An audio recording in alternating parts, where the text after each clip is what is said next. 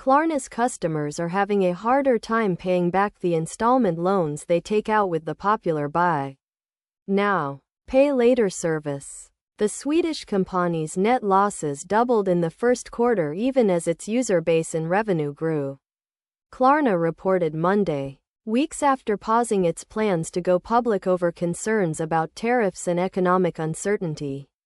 Klarna's consumer credit losses swelled 17% in the first quarter from the same period a year earlier, hitting $136 million. Industrywide, BNPL borrowers are increasingly falling behind on their loan payments. In a survey conducted by the credit platform LendingTree last month, 41% of users said they paid late within the last year, up from 34% the previous year.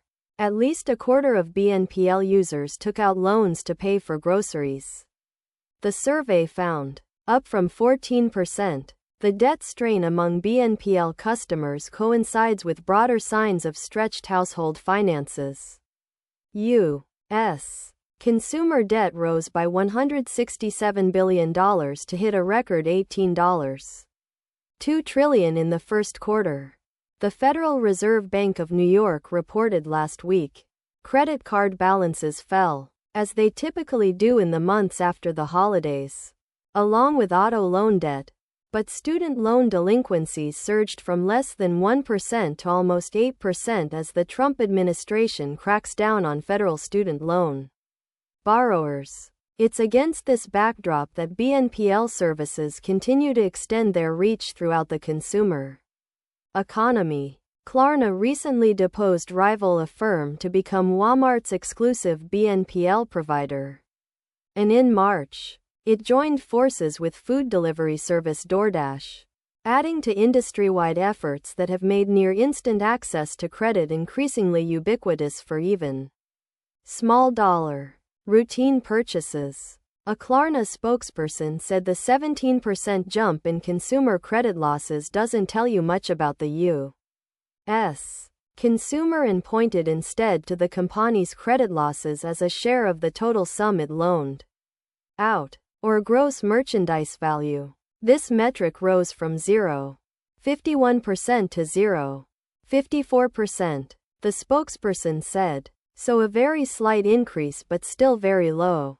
Meanwhile, the Trump administration has been walking back efforts to tighten regulation of BNPL services even as they become a growing source of financial difficulties for consumers. Earlier this month, the sharply curtailed Consumer Financial Protection Bureau said it would no longer enforce a Biden-era rule treating BNPL providers as credit card lenders, which had required stricter protections around disclosures, customer disputes and refund processing. The rule had been issued as guidance, a practice that had become more common under then CFPB Director Rohit Chopra, who was fired in February.